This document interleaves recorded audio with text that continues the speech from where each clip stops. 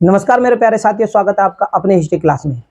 साथियों, आज हम सिंधु सभ्यता किसके सिंधु सिंधु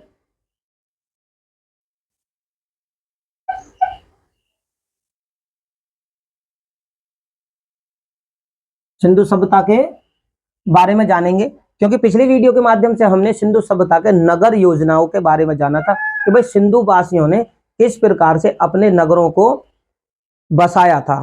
ठीक है ना, किस प्रकार से उन्होंने नगर बसाए, किस प्रकार से उन्हें विकसित किया, उनका विस्तार किया, उनके बारे में हमने जाना था। तो आज जो हम अपनी वीडियो के माध्यम से जानेंगे वो सिंधु सभ्यता के लोगों के अर्थव्यवस्था के बारे में जानेंगे, पशुपालनों के बारे में जानेंगे, ठीक है, और शिल्प और तकनीकों के बारे में जानेंगे कि सबसे पहले किस प्रकार के औजार उन्होंने किस धातु के बनाए, किस प्रकार के उन्होंने औजारों का इस्तेमाल किया। दूसरे, कौन कौन से वो जानवरों को पालते थे और उन जानवरों के साथ में कौन कौन से ऐसे जानवर हैं जो कि ज्यादातर पेपरों में पूछे गए हैं, उनके बारे में जानेंगे। अर्थव्यवस्था से जो मेरा मानना है, मैं आपको समझाने की कोशिश करूंगा अर्थव्यवस्था यानी आर्थिक जीवन से, कि भाई इनका जो जीवन था, जो ये जीवन जीते थे, उसके लिए इनकी इनकम का सोर्स क्या था। ठीक है, तो इन सभी बातों के बारे में आज हम चर्चा करेंगे। तो मेरे प्यारे साथियों, मैं केवल आज क्या क्या क्या जानेंगे आज हम इनके इनके बारे में। एक तो इनकी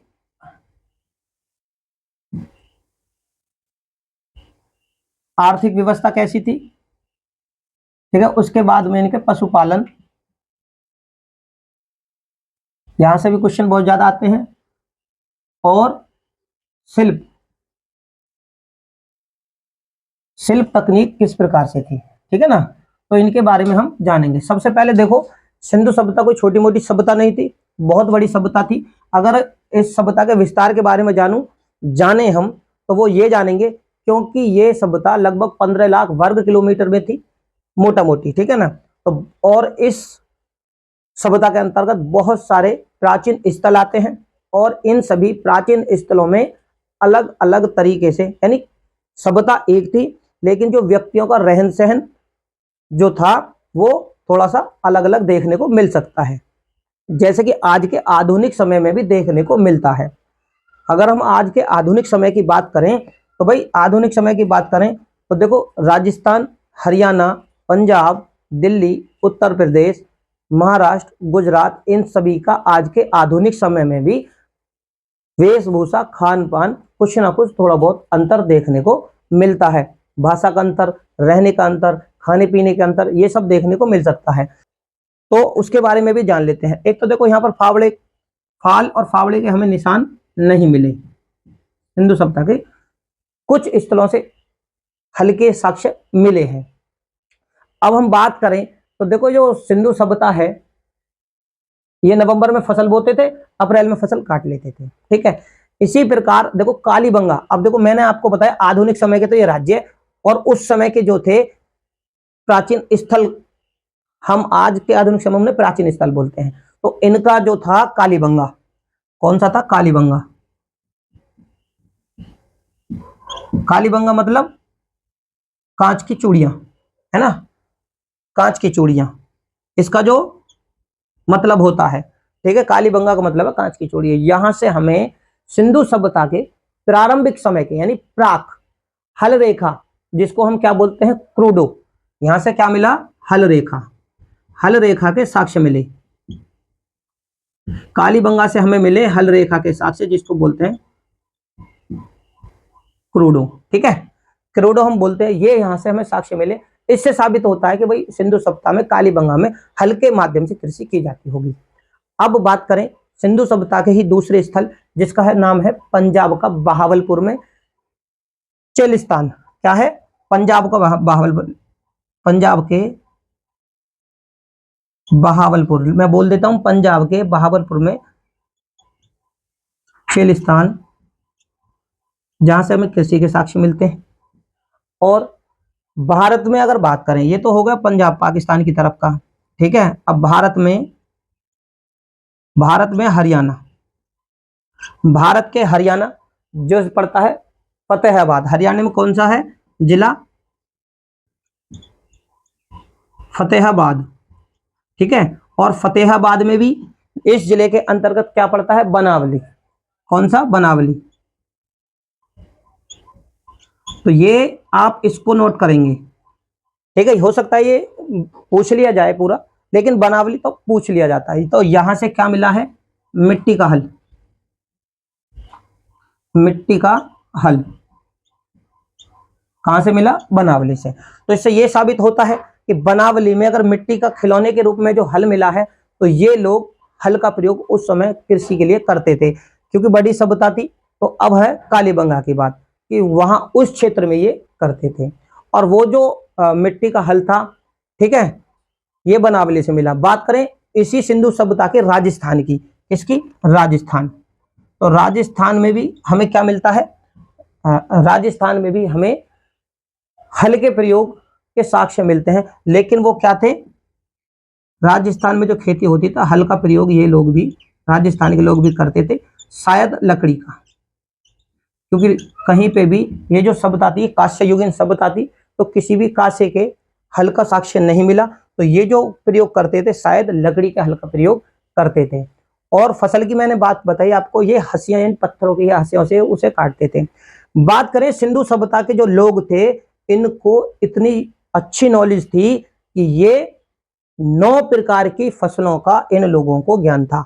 इनके सिंधु सभ्यता के जो लोग थे, इनको 9 फसलों का ज्ञान था। कितने फसलों का ज्ञान था इनको, 9 फसलों का, 9 फसलों, इन्हें 9 फसलों का ज्ञान था।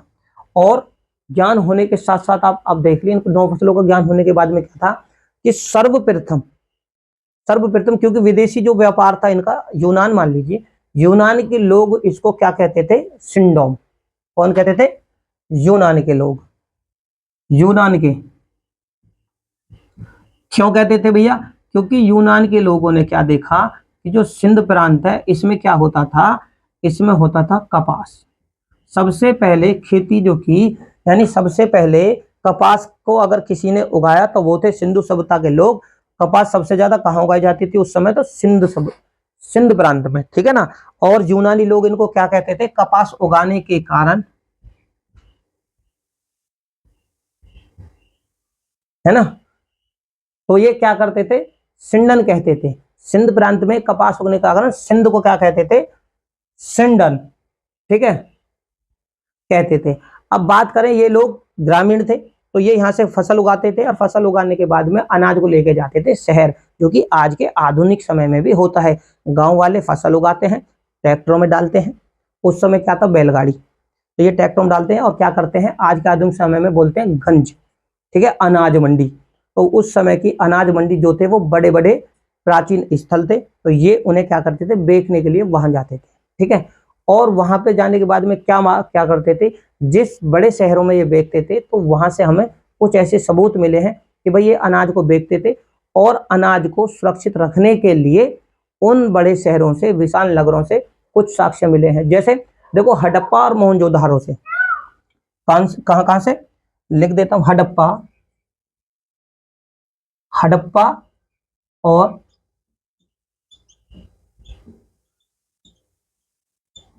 ये 2 ऐसे प्राचीन स्थल हैं, और अपने आप में विशाल स्थल, सिंधु सभ्यता के सबसे विशाल स्थल और सबसे पहले खोजे जाने वाला स्थल है हड़प्पा। और हड़प्पा स्थल की खोज हुई, तो उन्होंने क्या देखा कि यहाँ पे पहले से ही यहाँ पे एक सभ्यता थी, और इसी सभ्यता को फिर सिंधु घाटी के होने के कारण सिंधु सभ्यता, और हड़प्पा में खोज होने के कारण इसे हड़प्पा संस्कृति का नाम या हड़प्पा सभ्यता का नाम दे दिया गया 1921 में जॉन मार्शल जी के द्वारा। तो यहां से क्या मिले, हड़प्पा और मोहनजोदड़ो से धान कुठार, यानी कि अनाज कुठार, कुठार मतलब कमरा, कक्ष। तो अनाज को सुरक्षित रखने के लिए यहाँ पर जो साक्ष्य मिलते हैं धान कुठार के, से ये साबित होता है कि सिंधु सभ्यता के लोग थे, वो अपने आपूर्ति, अनाज की पूर्ति करने के बाद में और अगले साल तक या उससे अगले साल तक अनाज चलता रहे, तो उसे सुरक्षित करने के लिए क्या करते थे, अनाज कुठारों में ये भरकर रख देते थे, ठीक है। इसी प्रकार सिंधु सभ्यता के अगर अगले स्थल की हम बात करें, तो वो था लोथल। लोथल से हमें क्या है कि चावल और बाजरे के, क्या, लोथल से लोथल से हमें क्या मिलता है? लोथल से चावल और बाजरा, ठीक है ना, चावल बाजरा। उसी प्रकार एक और नगर है, उसका नाम है रंगपुर, सिंधु सभ्यता का, ठीक है। रंगपुर से ना हमें क्या मिले? चावल मिले, चावल, या फिर आप ये कह सकते हो कि धान की भूसी के ढेर भी हमें यहां से मिलते हैं। अब धान की भूसी के ढेर मिलो या चावल के साक्ष्य मिलो, तो उससे यह साबित हो जाता है कि सिंधु सभ्यता के वो प्राचीन स्थल जहां से कृषि के हमें साक्ष्य मिलते हैं। तो इससे हम ये कह सकते हैं कि भाई सिंधु सभ्यता के ये वो स्थल है जहां से खेती की जाती होगी और खेती में ये इन फसलों का प्रयोग करते थे, इनके साक्ष्य हमें मिलते हैं। गुजरात का एक स्थल है प्राचीन जिसका नाम है रोजदी। वहां पर सिंधु सभ्यता के जो लोग थे वो रागी की फसल को पैदा करते थे, या फिर आप ये कह सकते हैं कि दक्षिण भारत की तरफ जो सबसे ज्यादा उगाई जाने वाली फसल थी वो थी रागी, ठीक है ना। क्योंकि रोजदी से हमें क्या मिलते हैं? रोजदी से हमें, ये गुजरात, ठीक है, गुजरात का क्या है? रोजदी। यहां से हमें क्या मिलते हैं? रागी उगाए जाने के साक्ष्य। तो सिंधु सभ्यता के जो लोग थे देखो यहाँ पर रागी उगाते थे, ठीक है। और इसी प्रकार देखो मैंने आपको कालीबंगा में क्या बताया था? कालीबंगा में हल रेखा मिला जिसको हम क्रूडू कहते हैं। अगर मैं फसल की बात करूं तो यहाँ पे क्या मिले? सरसों के ढेर, सरसों, जो कि आज के आधुनिक समय में भी है सरसों, ठीक है ना। तो ये यहाँ पर किससे मिले? कालीबंगा से। तो मेरे प्यारे साथियों ये वो प्राचीन स्थल हैं जहां पर सिंधु सभ्यता के लोग रहते थे और रहने के साथ साथ अलग अलग तरीके की वो खेती करते थे, और किनके माध्यम से करते थे उनके बारे में भी हमने जानने की कोशिश करी कि भाई यहाँ पे हल के माध्यम से ये करते थे, ठीक है। और हल के माध्यम से हमें कौन कौन से ऐसे स्थल है जहां से ये हमें हल के साक्ष्य देखने को मिले। तो मेरे प्यारे साथियों ये संबंधित थी कृषि से, सिंधु सभ्यता के लोगों के बारे में कि भाई वो कृषि किन किन क्षेत्रों में करते थे। क्योंकि मैंने अब आपको बताया सिंधु सभ्यता बहुत बड़े विशाल क्षेत्र में थी। उसी प्रकार मैं ये कह सकता हूं जैसे आधुनिक समय में आज के जम्मू कश्मीर से लेकर महाराष्ट्र तक की बात करें तो हर क्षेत्र में अलग अलग वेशभूषा मिलेगी, अलग अलग खाना पीना मिलेगा, अलग अलग तरीके की फसलों को हम देखने को भी फसलें मिलेंगी, ठीक है। उसी प्रकार सिंधु सभ्यता के समय में भी इसी प्रकार से था। तो मेरे प्यारे साथियों चैनल मेरा नया है, अगर मेरी वीडियो आप लोगों को अच्छी लगे तो इसे ज्यादा से ज्यादा लाइक करें, शेयर करें, चैनल पे नए हो तो चैनल को सब्सक्राइब करें। नमस्कार मेरे प्यारे साथियों, स्वागत है आपका अपने हिस्ट्री क्लास में। तो मेरे प्यारे साथियों पिछली वीडियो के माध्यम से हमने सिंधु सभ्यता के नगर योजनाओं के बारे में जाना था और इन्हीं सिंधु सभ्यता के लोगों के अर्थव्यवस्था यानी आर्थिक जीवन के बारे में जाना था कि ये लोग किस प्रकार से खेती करते थे और खेती करने के बाद में ये उस अनाज को कौन से शहरों तक ले जाते थे और उस अनाज के को बेचने के बाद में अपनी जरूरत की चीजों को ये पाते थे। तो बात करते हैं इनके अनाजों की। जो इनका अनाज था जहां पर ये बड़े शहरों में ले जाते थे वो अनाज कौन कौन से प्राचीन स्थलों से हमें साक्ष्य के रूप में मिले हैं और ये कृषि किस प्रकार से करते थे उसके बारे में भी हमने पिछली वीडियो के माध्यम से जाना, ठीक है। ये फसल बोते कौन से महीने में थे और काटते कौन से महीने में थे, ठीक है। और खेती करते किससे थे तो उसके साक्ष्य की अगर हम बात करें तो देखो हल के माध्यम से ये हमें देखने को मिलता है, लेकिन हल के जो साक्ष्य हैं वो प्राचीन स्थलों को खिलौनों के रूप में। अब अगर ये खिलौना बने हैं तो किसी भी चीज को पहले आदमी प्रत्यक्ष रूप से देखता है, देखने के बाद ही फिर उसको तैयार करता है, ठीक है ना। तो ये जो मिले थे वो हल के रूप में मिले थे। कुछ स्थानों से वो स्थान मैंने लिख दिए हैं कि कहाँ कहाँ पर हमें मिट्टी का हल मिले या हल की रेखा मिली कौन से स्थान से, तो कहां पर हल का प्रयोग किया जाता था, सिंधु सभ्यता के लोग कितनी फसलों के बारे में जानते थे, ये सभी चीजें, और कौन सी फसल कौन से प्राचीन स्थल से मिली। बात करते हैं आज हम सिंधु सभ्यता के पशुपालन की। भाई सिंधु सभ्यता के जो लोग थे ये कृषि पर तो थे ही लेकिन ये पशुपालक भी थे। पशुपालक की अगर बात करें तो ये लोग जो थे हड़प्पा सभ्यता के जो लोग थे, ठीक है ना, तो गाय, बैल, भेड़, बकरी, सुअर, भैंसे आदि जानवरों को ये पालते थे। क्यों पालते थे भाई? क्योंकि इनसे इनकी इनको जो जीवनचर्या था अपने इनके जीवन की जो इनकी आवश्यकताएं थी वो पूरी होती थी। जैसे खान पान में देखो इनसे दूध दही की तो सुविधा पूरी होती ही थी, लेकिन इसके माध्यम से ये अगर खाने की बात करूं तो हो सकता है खाने में ये जो मांस का प्रयोग करते हो, मीट का प्रयोग करते हैं, तो उसके माध्यम से इन जानवरों के माध्यम से ये लोग इस चीज की भी पूर्ति करते हों, और इसी के लिए शायद ये लोग इन्हें पालते भी हों। तो ये गाय, बैल, भेड़, बकरी, सुअरों को पालते थे। ठीक है, इन सब में सबसे प्रिय जो पशु पाला जाता था सिंधु सभ्यता में, कुबड़ वाला सांड। क्या था? पशुओं में प्रिय पशु, तो प्रिय पशु क्या था इनका? कुबड़, कुबड़ वाला सांड। ठीक है, तो इनका सबसे प्रिय पशु था कुबड़ वाला सांड।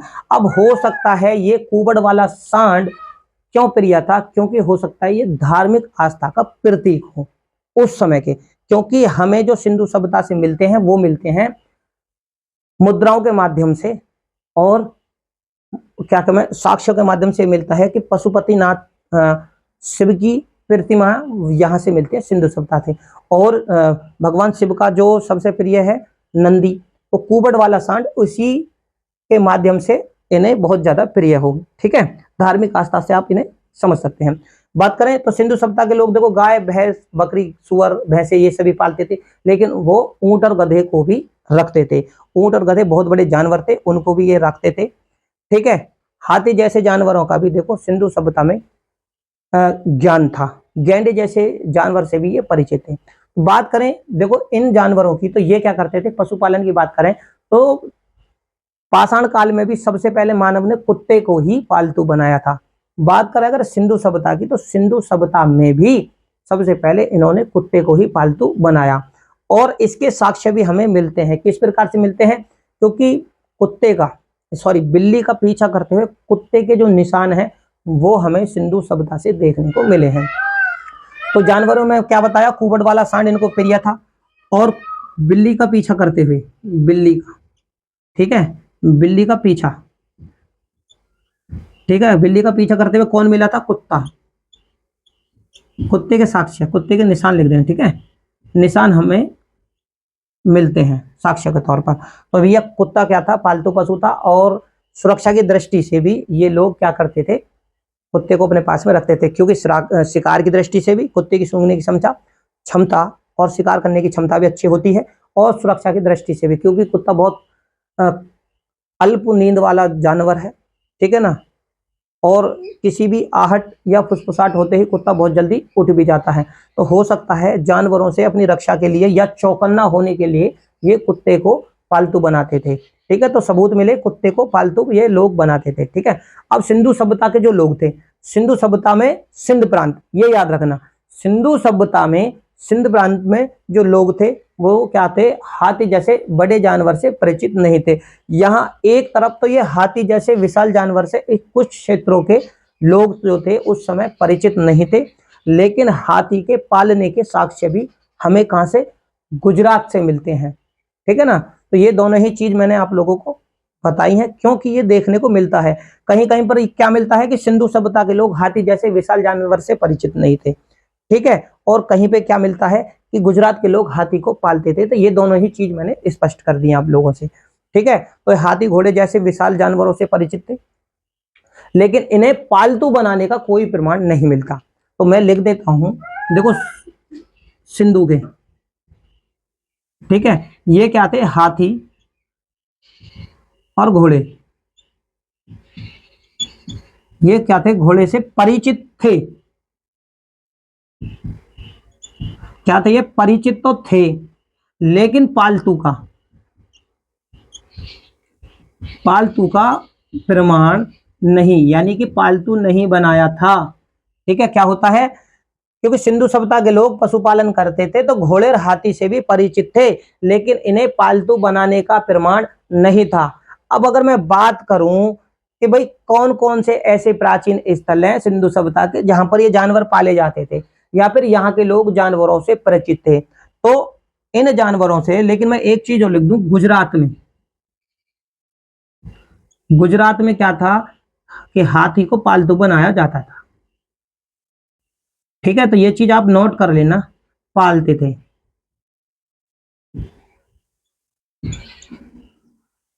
सिंधु में हाथी घोड़े के ये जो लोग थे इससे परिचित थे, लेकिन एक तरफ तो इन्हें पालतू बनाने का कोई प्रमाण नहीं मिलता कि ये लोग पालतू थे। लेकिन गुजरात में केवल गुजरात में ये है देखने को मिलता है कि ये लोग हाथी को पालते थे। बात करते हैं इनके कुछ ऐसे स्थल सिंधु सभ्यता के जहां से हमें घोड़े के साक्ष्य मिलते हैं। साक्ष्य की अगर बात करें तो जैसे कि मोहनजोदड़ो,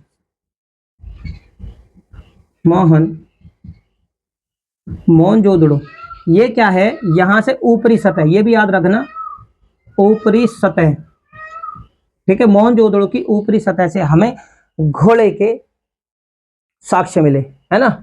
घोड़े के कहां से साक्ष्य मिलते हैं, ऊपरी सतह से घोड़े के, ठीक है, घोड़े के साक्ष्य तो कहां से मिले, यानी कि मोहनजोदड़ो जो है सिंधु सभ्यता का एक प्राचीन स्थल है, यहाँ की ऊपरी सतह से हमें घोड़े के साक्ष्य मिलते हैं, ठीक है। लोथल, अब देखो सिंधु सभ्यता का एक स्थल था लोथल, ठीक है, सिंधु सभ्यता अपने आप में बहुत बड़ी सभ्यता थी, तो लोथल से भी हमें क्या मिलते हैं, घोड़े की मरण मूर्ति, क्या मिलती है, घोड़े की मरण मूर्ति।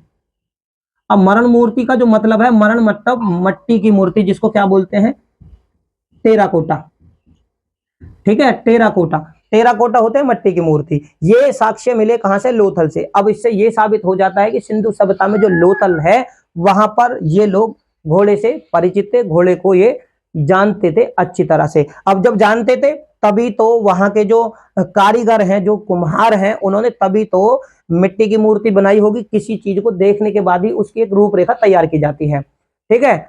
ऊंट की अस्थियां भी हमें कहां से मिलती है, क्योंकि मैंने आपको अभी बताया था कि ये लोग ऊंट गधों से भी परिचित थे, हाथी जैसे जानवरों से भी परिचित थे, तो यहां से ऊंट की अस्थियां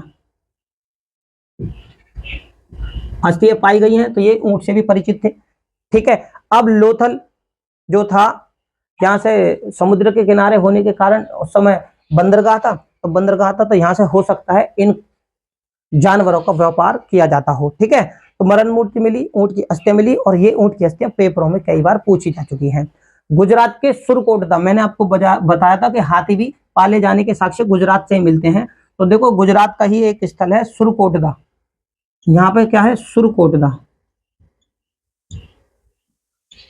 ठीक है। सुरकोटदा से क्या मिले, घोड़े के, ठीक है, घोड़े के अस्थि पिंजर,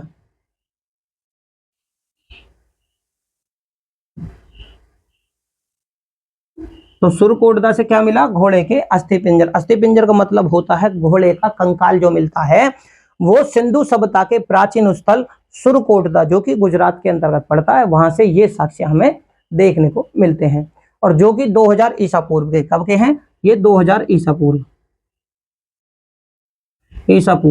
ठीक है। 2000 ईसा पूर्व में क्या था भैया, सिंधु सभ्यता उस समय अपनी परिपक्व अवस्था में थी, ठीक है, फल फूल रही थी, ठीक है। अब यहाँ पे इसके मिलने के बाद में फिर सिंधु सभ्यता में भैया जानवरों को पालते थे, अपनी जरूरतें पूरी करते थे, तो एक स्थल और है आमरी। आमरी से क्या मिलते हैं, गेंडे, ठीक है, गेंडे का साक्ष्य। तो इससे यह भी साबित होता है कि आमरी के लोग जो थे वो गेंडे से परिचित थे। अब इसमें सिंधु सभ्यता देखो बहुत बड़े विस्तार में फैली हुई थी, लेकिन भारतीय गेंडे का एकमात्र साक्ष्य, क्या है ये, भारतीय गेंडे का एकमात्र साक्ष्य जो मिलता है वो आमरी से मिलता है, जो कि सिंधु सभ्यता का एक प्राचीन स्थल है, ठीक है। अब यहां से क्या नहीं मिला, कौन से जानवर, ज्यादातर ये हर जानवर से परिचित थे, लेकिन एक जानवर से नहीं थे, तो वो क्या था, शेर। सिंधु सभ्यता के जो लोग थे वो शेर जैसे विशाल जानवर का कोई प्रमाण नहीं मिलता। शेर का यहाँ क्या है, शेर का प्रमाण नहीं मिलता, ठीक है, यहां से हमें शेर का कोई प्रमाण नहीं मिलता। अब शेर का प्रमाण किसी स्थल से नहीं मिलता या पूरी सिंधु सभ्यता से नहीं मिलता, तो मेरा जो कहने का मतलब है सिंधु सभ्यता से, ये मैंने आमरी के पीछे लिख दिया है, तो इसका मतलब ये नहीं है कि आमरी में शेर का प्रमाण नहीं मिलता, सिंधु सभ्यता से शेर का कोई प्रमाण नहीं मिलता। हालांकि मुद्राओं के अंकन पर बाघ के प्रमाण मिलते हैं, बाघ के प्रमाण तो मिलते हैं, जिसको बोलते हैं बाघ यानी टाइगर के प्रमाण मिलते हैं, लेकिन शेर का कोई ऐसा प्रमाण हमें नहीं मिलता। तो मेरे प्यारे साथियों, मेरा चैनल नया है, अगर मेरी वीडियो आप लोगों को अच्छी लगे तो इसे ज्यादा से ज्यादा लाइक करें, शेयर करें, चैनल पे नए हो तो चैनल को सब्सक्राइब करें। धन्यवाद।